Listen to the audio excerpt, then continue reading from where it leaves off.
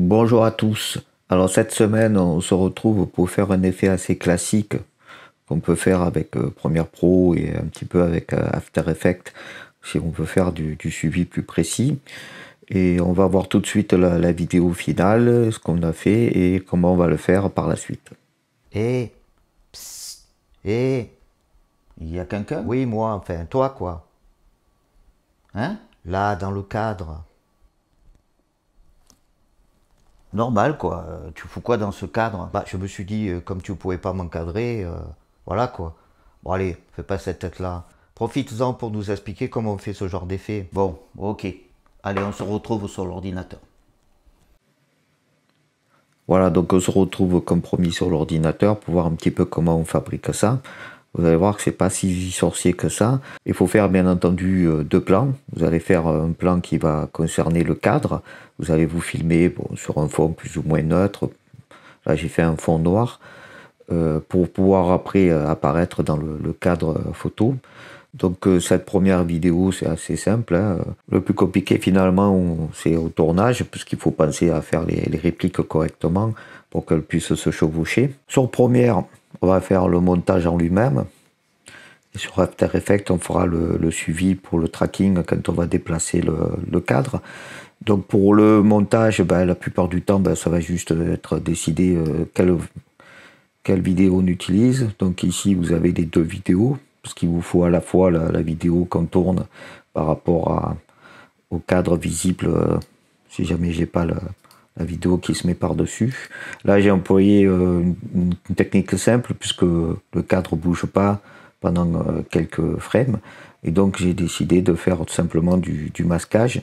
Donc on voit ici que si je mets la vidéo sans la vidéo de fond, on voit notre vidéo, et le fait que n'apparaisse que cette partie-là du cadre, c'est tout un masque qui est créé ici.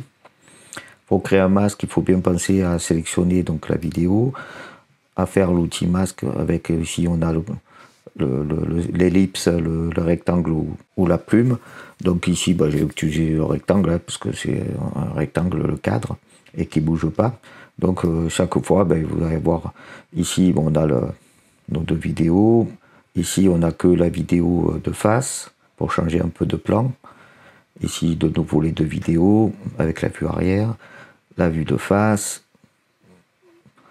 les deux plans, la vue de face et le plan arrière avec le cadre visible. Et donc il faut mettre la vidéo de fond. Et donc juste une affaire de masquage, et on met bien les deux vidéos et on masque pour faire apparaître que la partie qui nous intéresse. Ensuite va venir la partie où le cadre se déplace. Et donc à ce moment-là, effectivement, là, cette technique-là ne sera pas suffisante. Et on termine par une partie où donc on a plus le cadre de visible. Donc la partie où le cadre se déplace, il va falloir utiliser une autre technique.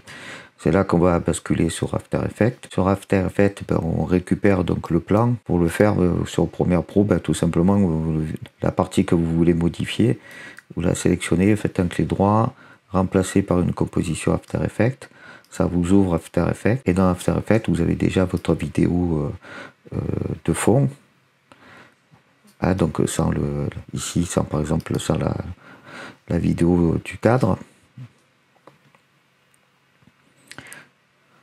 Et donc il va falloir faire un tracking. Donc ici j'ai employé le tracking assez classique. Donc c'est avec suivi de mouvement. Donc on va faire un suivi donc sur la vidéo du fond, hein. Donc suivi de mouvement. Comment on fait ce suivi de mouvement? Ici on va déplacer le cadre aussi bien en position, en rotation qu'en échelle. Donc on sélectionne les trois. Si par exemple le cadre il n'y avait pas de déplacement d'échelle, vous pouvez vous en priver. Ça fera le suivi d'autant plus vite. Mais ici, on va vraiment déplacer le cadre à la fois dans sa position, dans sa rotation et dans son échelle. Donc on sélectionne les trois. On sélectionne le suivi. Si vous n'avez fait qu'un seul, il y aura suivi 1. Ensuite, vous définissez la cible. Ça va être donc, ici j'ai mis track cadre, c'est-à-dire j'ai créé un objet nul. Pour créer un objet nul, vous faites un clic droit, nouveau, objet nul. Ça vous crée votre objet nul, et après vous faites entrer, vous le renommez. Par exemple. En fait, à quoi va nous servir l'objet nul? Ben, c'est lui qui va récupérer les points clés du tracking. Et donc c'est là-dessus qu'on va après le lier sur une autre vidéo. Par rapport au fait qu'il y a ces trois différences, ces trois modifications, position, rotation, échelle, il nous propose 2 points de suivi. Je vous conseille d'augmenter un petit peu la zone en fonction de la qualité du point que vous allez pouvoir avoir. Je vais vous montrer tout simplement pourquoi. Parce qu'en fait ici, quand on va le déplacer, donc on se met sur la partie qui n'est pas la partie centrale, mais entre les deux cadres là. Et donc par exemple, si je sélectionne ce bord là, et que sur le deuxième point, je sélectionne le bord en bas, ce qui va se passer, c'est que cette zone-là, elle n'est pas très claire. On le voit hein, quand on zoome, c'est pas très franc. Il y a une petite différence de contraste, mais c'est assez flou. C'est pas des bords très durs. Donc il va un petit peu galérer pour faire le suivi si vous ne mettez pas une zone un peu plus élargie. Donc pensez à ça par rapport à votre point de suivi. Si vous c'est pas très clair, vous élargissez un petit peu la zone. Ça mettra plus de temps de calcul, mais ça fera un suivi plus correct. Et en fait, après, simplement vous lancez analyse vers l'avant, et donc il va vous faire l'analyse pour faire le suivi en permanence.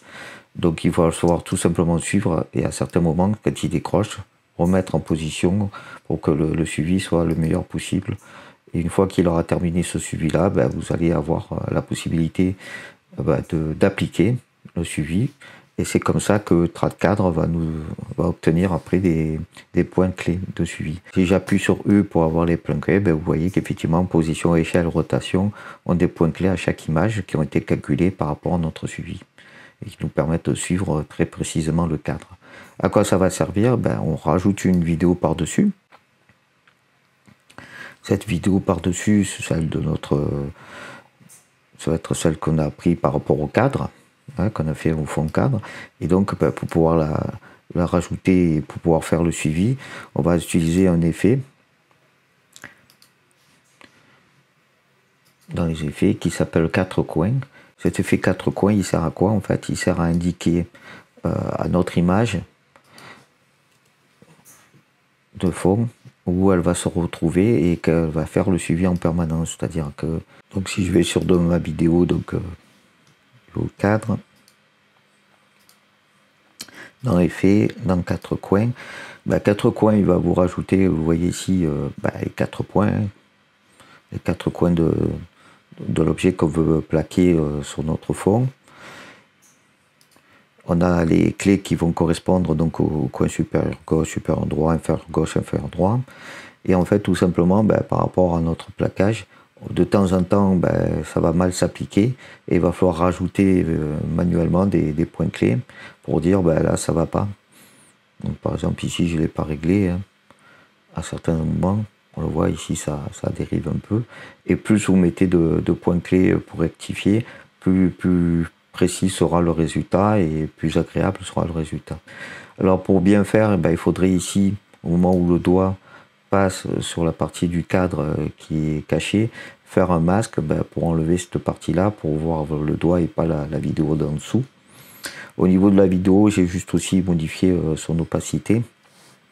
C'est T, la touche T pour avoir l'opacité, T comme transparency, et là j'ai mis 52% pour faire que le cadre, là la vidéo est trop forte, trop franche, et en mettant 52%, vous avez un peu plus l'effet par rapport au cadre et vous retrouvez un peu de la transparence et des reflets éventuellement si vous en avez au niveau de votre cadre.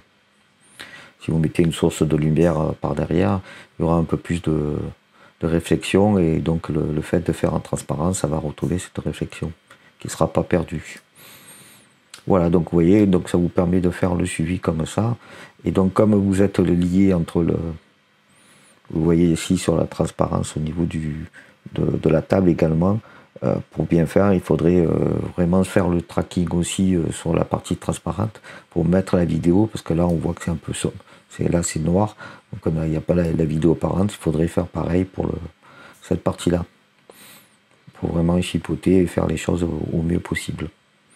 Ce qui est le b.a-ba au niveau des effets spéciaux, c'est-à-dire qu'il faut y passer beaucoup de temps pour pouvoir faire les choses les plus précisément possible et les mieux réalisés. Je reviens sur Premiere Pro, donc la vidéo, on le voit ici, c'est celle qui est issue donc d'After Effects, on le voit au nom de la vidéo ici, et plus celle qu'on avait d'origine, et donc ça nous permet comme ça d'avoir le suivi et d'améliorer comme ça notre vidéo avec cet effet où on voit la vidéo qui suit le cadre et on dirait que c'est vraiment incrusté dedans. Voilà, vous voyez, c'est assez simple, mais il faut juste y passer beaucoup de temps, s'appliquer au moment du tournage pour pouvoir faire à peu près les synchronisations au niveau des répliques. Et après, ben, vous avez une partie qui est simple parce que bon, le cadre bouge pas, donc c'est simplement d'appliquer une vidéo.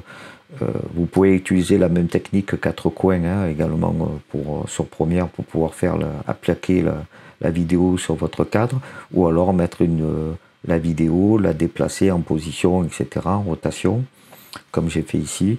C'est-à-dire que j'ai décidé de prendre cette partie-là, de cette vidéo-là, et de modifier les positions, etc. Et après, c'est le cadrage c'est le masquage qui va nous faire l'application. Vous voyez ici que c'est parce que j'ai modifié l'échelle, la position de ma vidéo et la rotation qu'elle se retrouve ici bien cadrée. Et après, il y a le masquage qui est appliqué ici pour pouvoir faire en sorte que ben, ça applique que dans ce rectangle-là.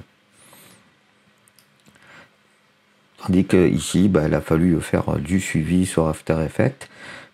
Premiere n'est pas vraiment fait pour du suivi, donc il faut passer malheureusement par un autre outil, ici After Effects, pour vraiment faire du suivi correct et pouvoir plaquer une vidéo par-dessus le cadre qui se déplace. Voilà, vous voyez, c'est un effet assez simple, mais qui fait toujours un peu d'effet. Et donc, c'est ainsi que se termine la vidéo du jour. Je vous dis à bientôt sur Juste Mise au Point.